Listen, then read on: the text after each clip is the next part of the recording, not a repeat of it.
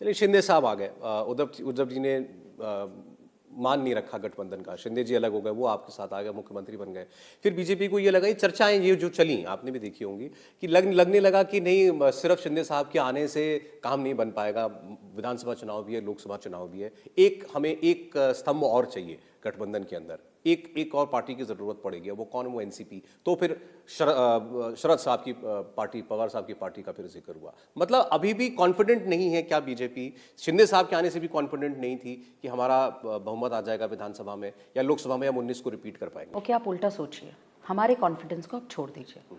आप इतने एमवीए जो हमारे सामने खड़ी थी, लड़ रही थी, उनका कॉन्फिडेंस कितना हिला हुआ है आपने कभी देखा है?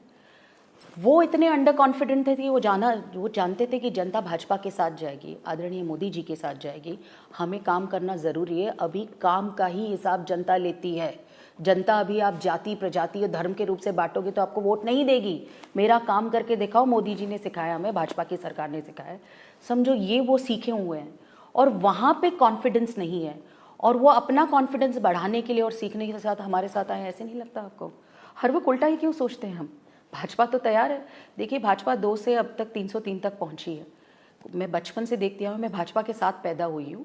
तभी भी हम 1980 में उतने ही कॉन्फिडेंट थे। मैंने देखा है, घर में सब होता था, और आज भी उतने। आप कह रहे हैं शिंदे जी हो या अजीत पवार हो, वो विनिंग साइड की तरफ आना चाहते हैं, इसलिए वो आए। देखिए, फिर से आप उसको घुमा रहे कि विनिंग साइड में भी वो ये अपने आप की घुटन सहन नहीं कर पा रहे थे। वो जानते थे कि अच्छा काम करना, जनता के साथ जाना, आज हमें कॉन्फिडेंटली पार्टी छोड़ के साथ में चलना चाहिए। वो कॉन्फिडेंस चाहते थे। मुझे लगता है वो थक गए थे एक दबाव से, और आप उनके पूरे भाषणों से, इंटरव्यू से देखिए, इसमें भाजपा को कोई संबंध ही नहीं है।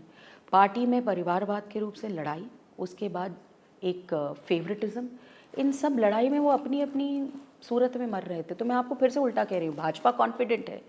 भाजपा हर वक्त कॉन्फिडेंट रहती है क्योंकि हम जनता के साथ जाते हैं। गलत है तो कहते हैं गलत है, और गलती हम सुधारेंगे। लेकिन ये जो आप कह रहे हैं कि हमें कॉन्फिडेंस चाहिए था वो हमारे साथ हैं, ये मुझे थोड़ा। अच्छा ठीक है, अब पवार साहब ये कह चुके हैं कि मैं 3 महीने में सब पहले जैसा करूंगा, मैं पार्टी खड़ी करूंगा दोबारा। और बहुत से लोग मानते हैं, आपकी तो कर्म भूमि है महाराष्ट्र की, may be he has a last fight left in him. Pawar साहब बीजेपी की पिच खराब कर सकते हैं। He is the last legend of Maharashtra. ऐसे कहने से मुझे कोई 2 मिनट भी ये नहीं लगेगा कि मैं कुछ गलत कह रही हूँ। बहुत ही बड़े दिग्गज नेता हैं महाराष्ट्र के, उनका सम्मान हम सब करते हैं, और सम्मान होना भी चाहिए। इतने साल सबसे युवा मुख्यमंत्री महाराष्ट्र के वो थे। अभी मैं उसके इतिहास में नहीं जाऊंगी वो मुख्यमंत्री कैसे बने, क्योंकि ये इतिहास का भाग है, इतिहास में रहने दीजिए। बट वर्तमान में जब आप देखते हैं कि इतिहास में जो हुआ वही वर्तमान में हम देखते हैं, और राजनीति में जब खेली जाती है तो समझो आपने बॉल दिया है, तो किसी ने छक्का मारे तो उसको अप्रिशिएट करना भी ज़रूरी है ना आपको। हर वक्त आपकी बॉलिंग पे कोई बोल्ड होता जा रहा है सालों साल, उसका मतलब ये नहीं, कभी कभी बॉलर भी थक जाता है और कभी कभी एक अच्छा बैट्समैन भी आ जाता है। तो मैं उनको शुभकामनाएं देना चाहती हूँ, क्योंकि मैं उनका दिल से सम्मान करती हूँ। बहुत दिग्गज नेता है, राष्ट्रीय नेता, महाराष्ट्र के नेता, सालों साल मुख्यमंत्री रहे। तो उनकी जो पारी है वो लड़े। मतलब इसके बारे में मैं क्या कहूँगी, मैं बहुत छोटी हूँ।